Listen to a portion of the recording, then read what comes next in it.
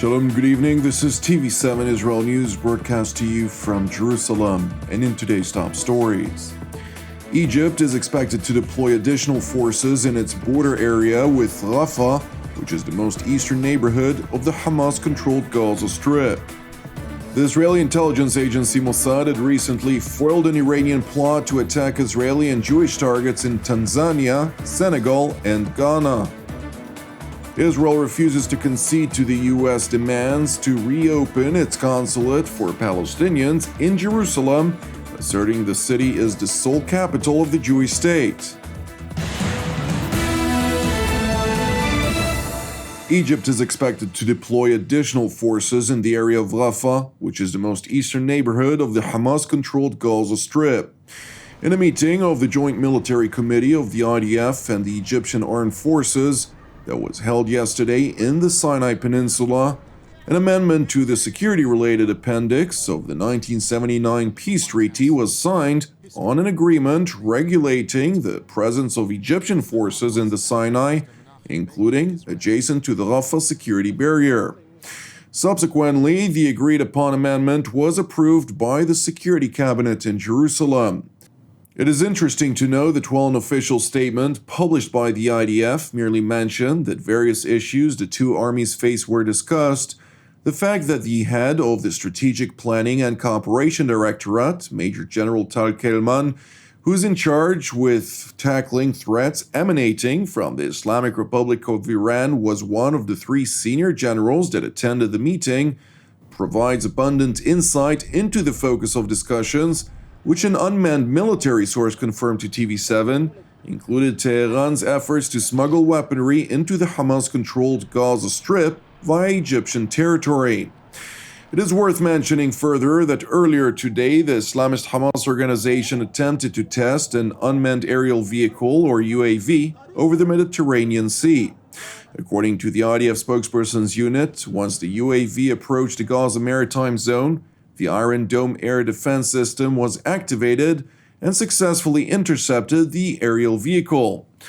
The Israeli Air Force, for its part, asserted that it monitored the UAV throughout the entire incident and that the IDF will continue to protect Israel's airspace and its civilians from any threat. With that being said, it is important to highlight that both Israel and Hamas informed Egypt's intelligence directorate, respectively, that they are not interested in an escalation. In another yet related report, the Israeli intelligence agency Mossad had recently foiled an Iranian plot to attack Israeli and Jewish targets in Africa, as well as visiting Israeli tourists and business people. In a report initially published by the domestic Israeli channel 12 News, it has been revealed that the Iranian Revolutionary Guards Quds Force recruited, trained, and equipped 5 Africans who were in the possession of scouting out potential targets in Tanzania, Senegal, and Ghana. The 5 suspects were reportedly under surveillance from the moment they were recruited during their training under Hezbollah auspice in Lebanon and upon return to the aforementioned African countries. Subsequently, security officials in Tanzania, Ghana, and Senegal were respectively informed of the Iranian orchestrated intentions. Shortly thereafter, the 5 suspects were arrested for questioning.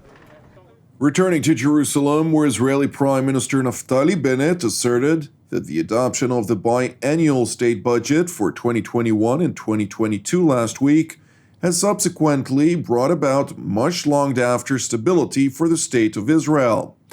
However, when asked whether the government's stability would alter its position regarding the persistence of the Biden administration to reopen its consulate in East Jerusalem as Washington's official diplomatic mission to the Palestinians, both Premier Bennett and Foreign Minister Lapid underscored that the city of Jerusalem is the capital of the State of Israel and no other. No, there's so much more we agree upon with our American friends than we disagree upon, but indeed, our position is, and it was presented very clearly and openly to our American friends, that there's no room for another American consulate in in Jerusalem. We always present our position quietly, without drama, and we expect it to be understood. Jerusalem is the capital of one state, and that's the state of Israel. I'm sure our American friends and us will continue to collaborate on a long list of big things. לגבי הקונסוליה, כמו שאמרנו שנינו, זה לא עניין של הפוליטיקה ויציבות פוליטית. זה התנגדות עקרונית של מדינת ישראל לפתיחת קונסוליה בירושלים. יש שגרירות אמריקאית, ויש, אם רוצים לפתוח אגב ברמאללה קונסוליה, אין לנו בעיה עם זה. In response to these statements, Palestinian Authority Civil Affairs Minister Hassan al-Sheikh published a statement of his own on his Twitter page in which he claimed that the Israeli position constitutes a new challenge to the Biden administration after the U.S. State Department repeatedly announced its intention to evidently disregard the Israeli objections. And while U.S. lawmakers had expressed their objection to Washington's approach, with 200 Republican members of Congress signing a letter in this regard, the Biden administration remains seemingly resolved. There's been a letter signed by 200 members of Republican members of Congress. There's a great deal of push around town from pressure groups and so on for you guys not to go through with the reopening of the consulate. Can you put this issue to rest and state the American commitment or the State Department's commitment to reopening the Jerusalem consulate? Saeed, we have been very clear about this in May. We were very clear in October. We don't have anything new to offer. So the consulate will reopen at one point? We've been very clear about our intentions. You've heard this from the Secretary on a number of times now. Turning to Lebanon, where Arab League Assistant Secretary General Hussam Zaki announced this morning that he positively identified some progress being made towards resolving the latest diplomatic row between Lebanon and Gulf Arab countries, which were spurred by remarks made by Information Minister George Kordahi, a political ally of Hezbollah, which criticized a Saudi-led military campaign against the Iranian-backed Houthis in Yemen. After meeting with Lebanese President Michel Aoun and Foreign Minister Abdallah Abu Habib, the senior Arab League official characterized his meetings as going in the right direction.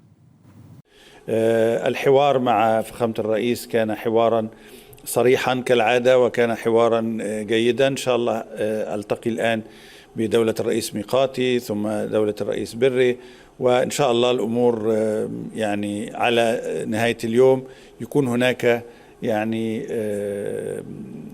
شكل عام نستطيع أن نقول أنه نذهب في اتجاه صحيح. نتمنى هذا وإن شاء الله الأمور تكون إيجابية.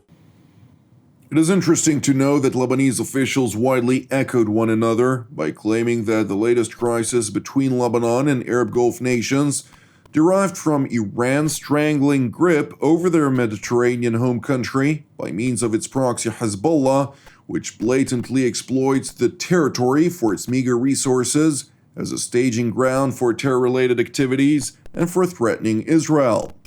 And while Iran's control over Lebanon is seemingly undisputed, it is evidently infuriated by the notion that the majority of Iraqis refuse to serve as a vassal state of the Ayatollah regime.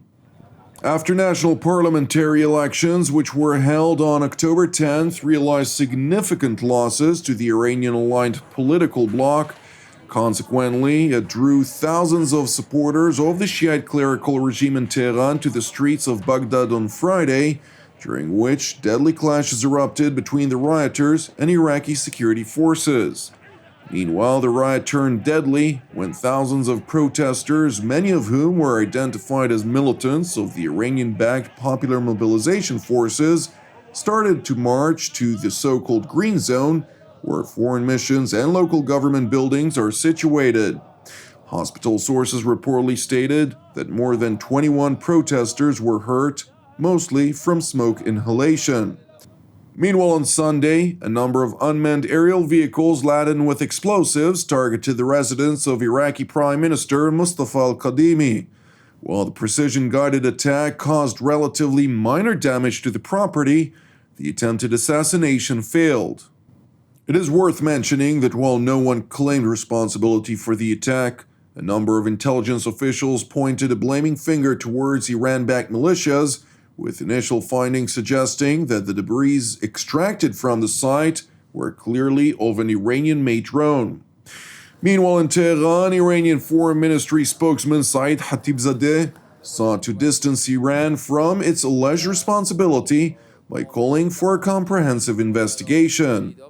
همه باید کمک بکنیم که مسببین و عاملین و آمرین این ماجرا پیدا بشن. مسیر ثبات عراق از همین مسیر همکاری ها میگذره و حکومت قانون. لذا باید اجازه بدیم فضای مناسب برای نهادهای ذی‌ربط عراقی، امنیتی و قضایی ایجاد بشه که اونها بتونن در خصوص این واقعه بررسی‌های دقیق‌تر خودشون رو داشته باشن. Thank you for watching us. As part of TV7 Israel's prayer initiative, I would like to encourage you today to join the team and me here in Jerusalem to lift up Colombia in prayer for its salvation and peace, alongside prayers for our persecuted brothers and sisters worldwide, in addition to our ongoing prayers for the peace of Jerusalem and the salvation of Israel. I'm Jonathan Hassan, wishing you an Erev Tov, a Shavuot Tov u'Mevorach, and we will see you again tomorrow at the same time.